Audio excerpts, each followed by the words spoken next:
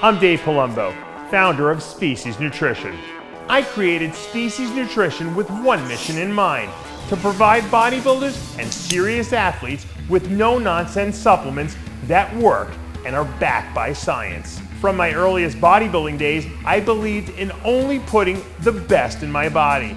And that lives on in the Species Nutrition line of products. We use only top-of-the-line formulations dosed for maximum results and the best flavoring systems available. I put my name and reputation on every bottle of Species Nutrition products. If you want to be your absolute best, join the evolution.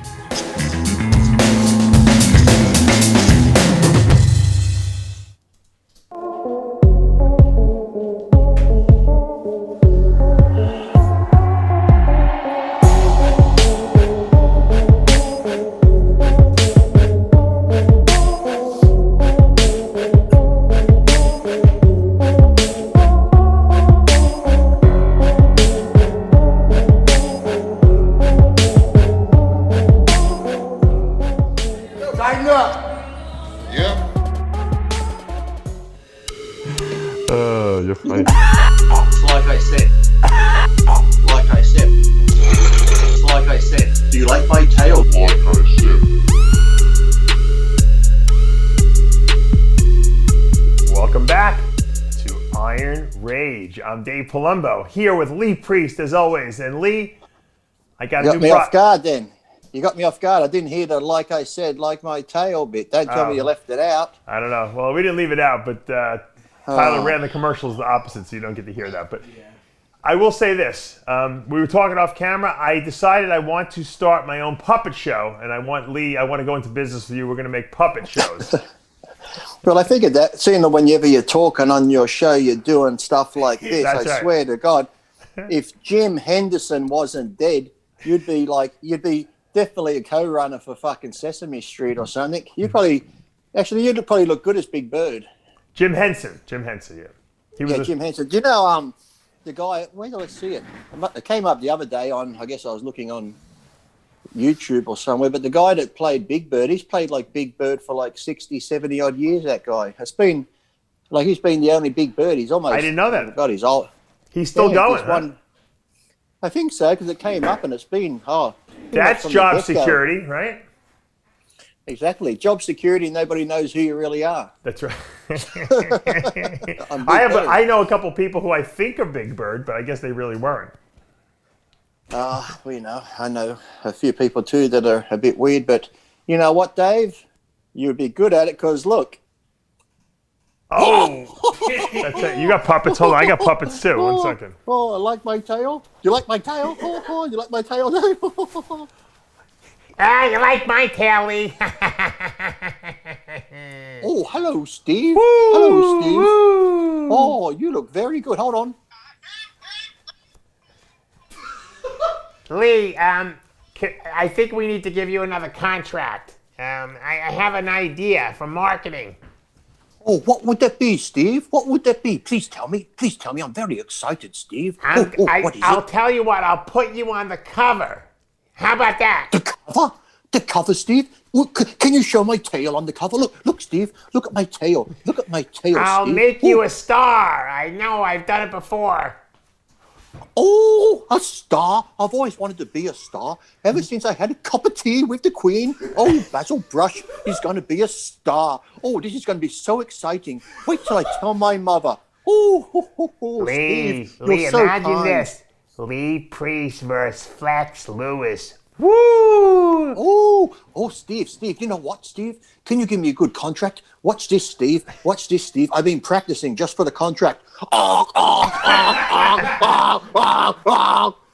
Steve, did you see that? Did you see Kai's glutes recently, Lee? They're very striated. I don't know if you've noticed them. Oh, with my tail, Stevie, that doesn't matter. Look, you can't really see if my glutes are striated, but look, I have a place where you can go. Up there, Steve. Yes, Steve, very wonderful. It'll be wonderful. But thank you for the contract. I look very forward to it. Victor, I hear, is making a comeback too. Maybe we could put you guys in a photo shoot together. I'll call Per Banal. What do you think of that, Basil? Would you like to be in a contract? Hold on. What? Yeah. Yeah. Oh, yes. He said he'll be very happy. What's that? Yeah.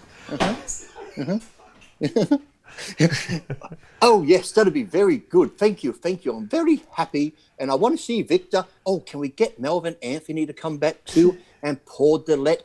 Oh, yes, it'll be wonderful. Let's get Melvin. Let's get Paul. We'll get Dorian under contract too, because he's a legend.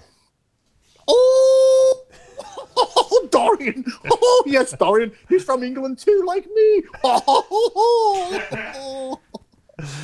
Oh, fucking hell, what's going on today?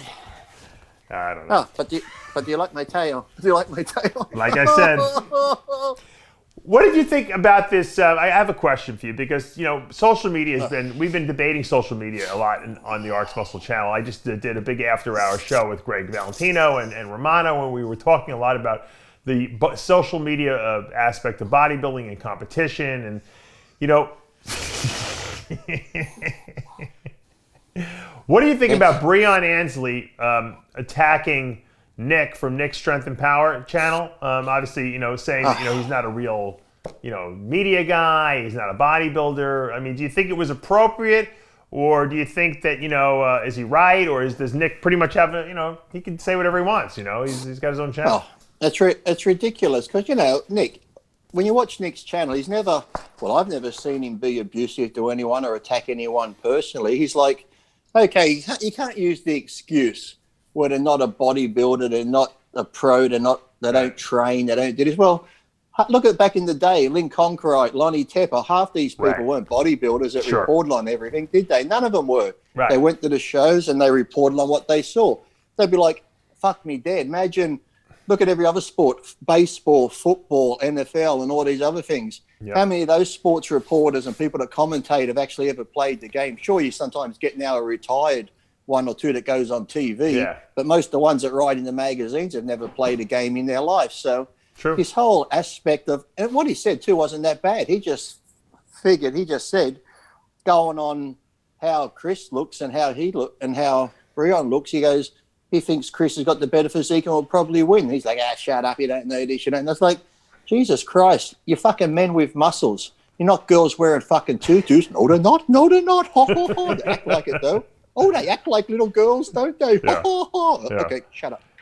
So, I agree. I think everyone's got a right to their opinion. You don't have to, you don't have to agree with it. And people shouldn't take it personal. I think a lot of people get offended by, the critiques. Even we give on this show here, I get people mad at me because they don't like the opinion I gave. And that's, it's just my opinion. It doesn't mean I don't like you as a person, Have you read the comments sometimes under our videos, Dave? Let me tell you. But what gets me is, though, could you imagine if Nick had to come out and said, with the Olympia coming up and blah, blah, blah, Breon's looking great. If he had said Breon was number one and Breon was going to beat Chris, there wouldn't have been a fucking problem. Breon would have been, oh, that's great. Thanks, Nick. Wonderful reporting. Right, of course. Because he said it the other way around. It's like this whole thing going on with Milos and Ian and shit. And when that kept blowing up, I'm like, okay, Milos, you trained Max. We understand.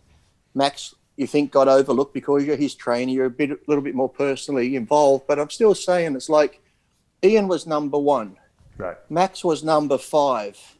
Milos, why aren't you fucking pissed off at the guy that got fucking 4th, 3rd, and 2nd? Why are you going from fucking 5th and you're attacking Ian in 1st? Right. There was 3 other fucking people or so in between. Right. You're not going, well, such and such got 4th, Max should have beat him. And then such and such got 3rd, Max should have beat him. You're going, look, if it was Ian 1st and Max 2nd, and it was super close, then you can maybe go, oh, shit, it was really close. I think Max should have got it, but then it could have gone either way. Right. But when Ian's 1st and Max is 5th, there's people in between, so why aren't you getting mad at them? Why are you getting fucking mad at Ian?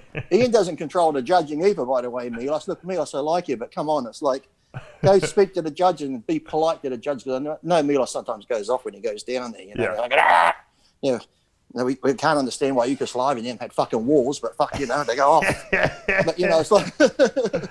Yeah, but it's like, how can you? It's like people used to get mad at me because sometimes when I won a show and then someone got 6th or 7th, Lee Priest shouldn't have won. I should have beat him. I'm like, wait a minute, you're in 7th. I can understand you saying that if you got fucking 2nd, I should have beat you. But what about all these other people that are between me and you? It's the same with Ian. Ian was 1st, Max was 5th, and Milos is attacking Ian for some reason when there's a few other people in between them. I don't get it. Basil doesn't get it either. No. You make a very good point, because you're right. If you read the magazines back in the day, it wasn't being written by bodybuilders, most of these articles. They were being written by regular people who didn't really compete, and they would just had been established as people who were assigned to cover the show. They became experts by the fact that they did it for many, many, many years. And if people like watching, or reading their articles, or they like watching a certain YouTube channel for their analysis, then that's up to them, really. I mean, it doesn't, Nick even states, he's like, look, I'm not an expert. I'm not portraying myself to be an expert. I'm just a fan who's giving my fan opinion. So. And sometimes I'd rather hear the fans' opinion because they're passionate. And, pretty much too, when someone like Nick's been around the sport for that long and he's followed this sport and he's always given, pretty much all the stuff he says is pretty fair. Like I said, you might disagree or agree with him sometimes, but generally he's pretty spot on. But it's just, like I said, his opinion. He's got a keen eye. It's like, so why can't he give it? And like I said, if he had said something nice, there wouldn't have been a problem. And what he said wasn't bad. He just thinks Chris, the way Chris is looking and the way it's judged, he thinks Chris will get, the nod for being first place. Now, if someone said that about me, I'd be like, okay, well, you know what? I'm going to go fucking train hard and knuckle down and fucking bust my ass and I'll prove you wrong. Right. You don't need to get upset about it. You just smile and go, oh, well, no, that's what Nick thinks. I'll show him come day to show. Right. But to go on, like Nick said, with that half-hour rant and then say no one watches your channel when we know Nick's got almost 1 million subscribers. I think Breon better check again and see what's going on. But it's like, well, another thing we also pointed out when I was interviewing John and Greg Valentino earlier today, we were talking about why certain channels have a lot of viewers, and Greg was complaining that the sport has lost the hardcore following. I said no, the hardcore following is still there. The hardcore following just was never huge. So who's ever on our channel is the hardcore following. I mean, but the mainstream media people or the mainstream people who watch and just are interested in bodybuilding from a fan perspective way outnumbers the hardcore people. And that's why you can see a channel like Nick's who has almost 1 million subscribers versus us who has 250,000 subscribers, because there's way more general people who work out than there are hardcore fanatics. And troll. Don't forget the troll. Well, the trolls are there for both. They're all over the place, the trolls. Yeah, but the thing is, you notice a lot of hardcore people like me. I might look at someone's channel, read something, and then watch it, but they don't comment. The hardcore people will just look at it for the information and watch it. But they the trolls, the trolls and the idiots are the ones that seem to post the most shit. Because you watch any video or anything that goes up, it'll be the trolls. Fuck this, fuck that, this, that. It's like they're the ones that take up all the time. And then I tell you, Dave, when you click on those trolls' profile, like I said, they look like they got no fucking business in the sport of bodybuilding. Fuck me. It's like, if they want to save $30 a month, here's their quickest tip. Cancel your gym membership, you dickheads. You're wasting your fucking time. It's like, fuck me dead. I just saved you $35. Whatever you're paying monthly, go spend it at your local pub on the fucking dartboard. You probably do better. But yeah, it's like, but they all go on. But, Nick, what he said wasn't bad. You remember when the message boards were like a big deal, like the forums and stuff like that when they first were launched? Get Big was the main one. Yeah, but I'm saying most of those guys were also all the miscreants and all the people who have no right, who even calling themselves a bodybuilder. All the people who couldn't hold the jock strap of any pro bodybuilder out there. Those are the guys that were causing the most problems on those message boards. And it used to drive me crazy. You know why? Because Blackman would watch those message boards and he'd be like, so-and-so said, I said, Steve, it's a troll. Who cares? That's not what 99% of the population believes. It's one retard who's causing trouble on there. He's like the class clown who just wants to get a lot lot of attention. I said, excuse me, he'd be like, yeah, no, we got to take me. He would take it seriously, these guys. I take offense to you calling me the one troll and retard, Dave. I did my job well. But remember, even if you go back to Get Big, it's like fuck, Ron Aberdeen used to stir shit up on the Get Big He's board. still And doing look it. at Ron. He's still doing Is it. I he- can't is he- even believe that board's still functioning, but it is. You know what to tell you? I probably haven't looked at that board for years. I didn't even think it was still going. Is it The still funny thing going? is, it's exactly the same. The links, it looks like it's from the 1990s. The way it's set up. I don't think Ron has updated it like whatsoever. I just remember those glasses he had. He could start a forest fire with those fuckers. It's like, my God. I used to spend thousands on a telescope to look at craters on the moon. He could just go, "Wah!" Yeah, but you know what the funny thing about Ron is? Ron is a true bodybuilding fan because he was making zero money from that board, and he never would take advertising. No. He would nothing. The only thing he took some advertising for was to pay for the server fees. It was a total passion because there was no business model there whatsoever. You know. This is going to come as a shock to you, but when I tell you these two names, you're going to see that they were separated at birth. Ron Aberdeen and Steve Neese. Yeah. Oh yeah. You're right. Huh? Well, if they weren't fucking twins, I don't know what. How about was. Ron Harris and Woody Allen? Yeah. I don't know if has Ron married his what is it? No. Stepdaughter or fucking me. But remember, Steve Neese would come into the gym. He'd always come in with his tank top on, Yeah. lats flared out. He'd be carrying that looked like a little fucking school lunchbox with his camera in it. He'd come over. How you doing? Yeah. How big are your arms? You go, 21. He'd go, 21, are they? I got a tape measure. Let's measure it. I'm like, okay. You're so And accurate. That was such an accurate representation. He'd pull his tape measure out. I didn't care. I'm like, here you go. And he'd measure. Go, oh, you're correct. But he always had that tape measure. So anyone that gave him a measurement, he would pull that thing out. Yeah. And guys are like, no, I don't want to measure him. It's like, I'm not. I'm not every pumped up. excuse. Or he would say, go get on the scale. What are you weighing? Come down to the scale there and get on the scale. Well, he did that to me. One year, I walked into the parking lot, and I walked into the gym, and he's like, my face was like this. I was huge. He's like, what do you weigh? I said, 319. He's like, you want to get on the scale? I said, sure. I got on the scale. I was 319. Because I didn't lie. I never lied. I didn't have to lie. I was already one of the biggest guys. He's like, so we went to the parking lot, and he's like, let me get some pictures. And he actually has the only pictures of me at that weight. And I think he ran at Muscle Mag, but he was as he was taking the pictures of me, I've told this story before. Mike Menzer pulled up in that Volare station wagon he had. You remember that thing he used to drive? It looked like it's from the fucking Partridge Family. Yeah. And Menzer, he must be late for an appointment because Menzer used to train people at Gold's, and he's like circling me like a wolf as Neese is shooting me in the parking lot, with the shirt off, and I'm like hitting a lat spread. And he's like, holy shit, this guy's a freak. This guy's a freak. Holy shit, this guy's a freak. This guy's a freak. And he was like almost like having a conniption. And then after Neese shot me, I went over to him and he was like, oh man, what's your name again? I said, Dave Palumbo. He's like, yeah. He goes, holy mackerel, you're a freak. Holy shit. What do you weigh? Fuck out. That's a freak. All right, I gotta go. And he ran into the gym and sprinted off to the gym. You almost sounded like Don Ross there. You went from like Menzer to fucking Don Ross. Yeah, Don Ross used to go crazy over me too. Yeah, Don Ross Don Ross is like, you're a freak. What a freak you are. Holy mackerel. This guy's a freak. Yeah, I was turning around. I get uncomfortable. Then he call people over. And goes, look at him as he's spitting. He goes, yeah, he's not like these pencil necks in here.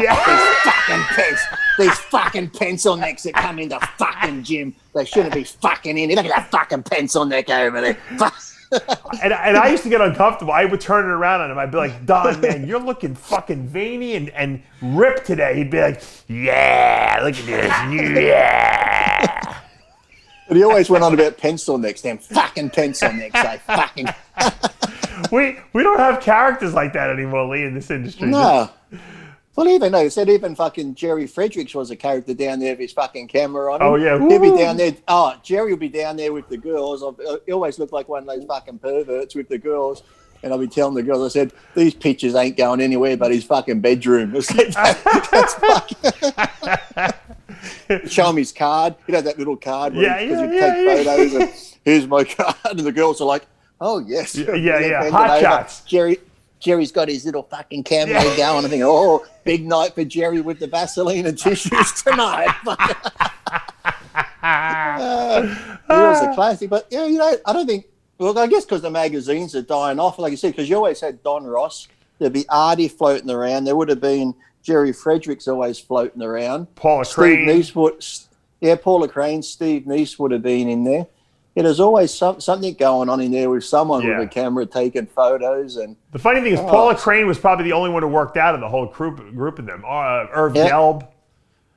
You know, Irv Gelb is a dealer in bodybuilding collectibles now. Did you know that? Is he? No, I didn't know. What's he got? Just stuff that people have given him over the years. I think he buys collections. He wanted to buy all of Bob. He heard Bob Grushkin had a huge filing cabinet full of pictures and stuff like that. He was dying to buy the collection. I don't know who got it, but he was asking me who we could contact. You know, where's he living? Irv? Is he still in California? He must be. I don't know. He says he's got a huge bodybuilding collectibles thing. I don't know what he's doing with it all. That's just all those collectibles are like, you know, when you did a photo shoot with him and you left a tank top behind. He has Dave Palumbo's tank top from the Muscle Mag shoot 1992. There's Lee Priest unwashed, from Marina Del Rey Club Fitness over there when we did a photo Irv did some shoot. good pictures of you, Lee, over the years. I don't know how you had the patience, right? Irv was the first one. Actually, I had not a falling out, but when I first come to America, that's just before I got my contract. You know, when you sign with Weeded and you got to wait a few weeks before you get the money. Right. The first week I was there, it was like in the unitard. You see, there's a picture actually on Gold's gym wall in the unitard. Yeah. Irv did all those photos. Oh, every day we did every body part. We did he must have tortured you to death. Yeah. For like 7 days he tortured me all day long. And I think once he brought me lunch, and then I'm sitting up there on the bike. He's like, "How's that contract with Weeder come?" He's like, "He hasn't paid me yet." He's like, "Oh, he hasn't." Oh, he goes, "But I got good news." He goes, "You know, all those pictures I took of you and that I sent them to Robert Kennedy, and he brought every one of them. He brought every one." I'm thinking, "Oh, well, fuck, someone's making money." Yeah, someone made a lot of money off me. Right, exactly. And I'm thinking, "Oh, I'm happy for you." You know, but, you know, in the beginning, publicity is good, but shit, you know, it's like, you could have brought me more than one fucking lunch. Come on. Yeah. You know what? He never bought me lunch at all. I think matter of fact, I think he made me pay. I think I paid for lunch for both of us after shooting the whole day. They're pretty crafty, some of those people, aren't they, when they do that? It's like, "Oh, I've left my wallet back in my camera bag at the gym." It's like, you know what it was, though? They think that you owed them lunch because for you to do that photo shoot, he probably got you like maybe a T-shirt, 2 Gold's Gym tank tops, and a water bottle. That was your payment. Yeah, Ed threw it. Ed, because Ed didn't care. Ed was like, "Take whatever you want," basically. Oh yeah, Ed would give you the Gold's Gym bags and go in there and fill up with whatever. Fill up whatever you want. Just let me know what you got. Yeah, that's it. Because he was smart. That's free branding he was getting off of these guys. Oh, it was. I remember the wrestlers would pull up in the limousines and come in and train, and when the wrestlers left, they'd be taking bags and bags. Gold Gym, because then when they get on TV, they'd have the Gold's Gym. Yeah, think about that was huge branding for those guys, for Ed. Oh, I know. Because sometimes I think of Hulk Hogan or even some of those names back then. As soon as they walk out in the ring, they're wearing a Gold's Gym tank top or a Gold's Gym T-shirt. It's like, Ed was brilliant. Yeah. Meanwhile, the Rock walked into Strong and Shapely gym, and Bob Bottom said, "You owe me $12 or something like that from a T-shirt he had given him like last time he was in the gym." How stupid is that? Did he really? The Rock's like, "What?" He goes, "Yeah, I let you a T-shirt last time." Well, you know, you think Bob would be like, "Well, you know, that's good publicity for the gym for The Rock to wear my Strong and Shapely shirt." Maybe Bob was upset because The Rock never wore it anywhere to get the publicity. So he says, "Well, you know." But he could have taken a picture with the Rock at the gym. I'm sure The Rock wouldn't have cared. He could have put it up on the wall or something like that, you know. But like you said, though, those characters, like I said, when I was in Gold's, when I was over there last time, like I said, you still got some of the trainers there, but the good characters like that just don't exist anymore on the gym floor that were walking around, and they were like a stable there. And there's somebody else I was trying to think of, similar to Don Ross, but he had that silly, crazy passion that would, if you got stuck, I can't remember his name now, but if you got stuck talking to him, you'd just go on and on about the old days. Did you ever meet that guy? And he's a funny one. He was a German guy. He trained at World a lot. He occasionally came over to Gold. Oh, you probably would have seen him, but his claim to fame was to tell people that back in the early days, you know, that girl in the photo with Arnold and that was my wife, and Arnold slept with my wife. That was what he was proud of? Yeah. That Arnold banged his wife? Oh, yeah. He'll tell you, yeah, Arnold slept with my wife. Wow. Oh dear. Who was that old guy? He looked like Santa Claus almost. He knew everyone's birthday. Which one was that one? He was like a former judge, NPC judge. He knew everyone. He was always at all the shows. At least Really sort of heavy set yeah. guy. You know what I'm talking about? Yeah. He knew everyone's birthday. He was the first person who told me that Jim Manning and I had the same birthday. This was early in my career when I was competing. I do remember him because he'd say such and such, because he knew everyone's birthday in the industry. Yeah, he was sort of big and round, like solid, big, sort of a bit fat. He had white hair with a white beard. Can't remember his name there. Oh, Joe Valdez. Joe Valdez, yeah. Fuck, that's going back, Lee. I brought that one up. Yeah, he always had the walk. You know who he used to look like? He looked exactly like Welcome to Jurassic Park. Yes. That's who I was thinking of. I couldn't think of that. You're right. He had the walking stick. Yes, you're right. He'd put his hand on the walking stick like this and stand there and go. He's exactly like the guy at Jurassic Park. Oh my God, you're right. Rory Littermeyer, 7th of January, 19. Yeah. He did. Every time I saw him, that's all I thought of. I saw him at the Junior USA. He's like, when's your birthday? I said, February 17th. He's like, Jim Mannion and you share the same birthday. I said, really? He has his hand on the he had both hands on the walking stick like he's being and then he'd sometimes go, yes. We shall, your birthday is the same as Jim Mannion's. That will be the same day where we'll be releasing the Velociraptors.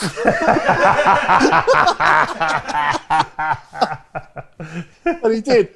If you can find the picture. Pull a picture of Joe Valdez on Bodybuilding. Yeah, if you can find that picture, man. He looks exactly, identical to Jurassic Park. You're so right. I couldn't. You know what? When I was visualizing the guy, I actually visualized the guy from Jurassic Park. Now that I think about it, you know. And like I said, he had the walking stick too. Valdez, it wasn't David. What was his name? Was it Richard Attenborough? Was it Richard Attenborough from Jurassic Park? Yes. David does the shows on the documentaries. Yeah, Richard Attenborough. Every time I saw it, that's all I thought of was Jurassic Park. Because you'd even wear that sometimes. Is that the guy who does all those voiceovers on the animal shows? Attenborough? On which one? Is that David Attenborough? David, his brother, does all those. Oh, that's his brother. His brother. Okay, yeah. They got good voices. Yeah, they got good voices. Yeah. David Attenborough's like, I think he's in his 90s now. He's still doing those voiceovers too. That's the funny thing. Yeah, I think there was 3 brothers, David, Richard, and I think there was another one. That's funny. Every time I saw him, I'd always picture, because I think he was pretty close with Rory. He'd come in a lot with Rory Littermeyer back in the day. Yeah. And then he'd always just walk around with his cane. I had to look on top of the cane to see if there was a fucking mosquito in the amber sitting on top of it. They're going back to the DNA. He's looking for a new Mr. Palumbo, can I get your DNA, please? We're going to make a monster. Yeah, that was a name. I don't even know how I remember that name. I forgot all about him, but yeah, he was a classic. Yeah, that's people don't have a clue who we're talking about. No, but believe me, the people who have encountered him know exactly what we're talking about. They're laughing their asses off because it's so accurate. All right. You'd swear they'll separate the birth, those two, from Jurassic Park. You're 100% right. Like you said, I'll pull the 2 pictures up for next week just to show it. Occasionally he'd wear that hat. He'd wear the same hat. Maybe it was him. We just didn't know. You're right. Maybe it was him. That's true.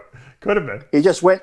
But I think he used to help out a lot of bodybuilders too, because I remember he'd watch them train and then he'd be telling them how to pose and all this sort of stuff. Because I don't know what the connection was with Rory, but he was always there with Rory, helping Rory. I remember that, and he'd always talk about Rory a lot. So I'm not sure whether. Yeah, he was a Rory fan. He wasn't a Lee Priest fan. He was a Rory fan. No, we got on good, but I don't think he was there. So whether he helped Rory financially, I don't know. It's just, but he was always there. But he'd come walking in the gym, just like you said, he'd just walk in, look around, have a chat, then just walk on out. So I never saw him ever work out or anything like that. But he might have been that guy on the end of the phone. He goes, and on that note, the boss is calling. I got to wrap this up. Lee, thank you. Basil and I are going to go bake a cake. Basil. That's a great name. Basil Brush. You never seen Basil? You never seen Basil Brush? No. Look him up on YouTube. Basil Brush. He was a kid's cartoon, but he was like an early version of Alf, where He would say a lot of rude stuff, but it would go over the kid's head. Yes. All right, that's it, guys. We're out of time. Until next week, I'm Dave Palumbo with Basil and Lee Priest. We'll see you next week. You like my tail? You like my tail?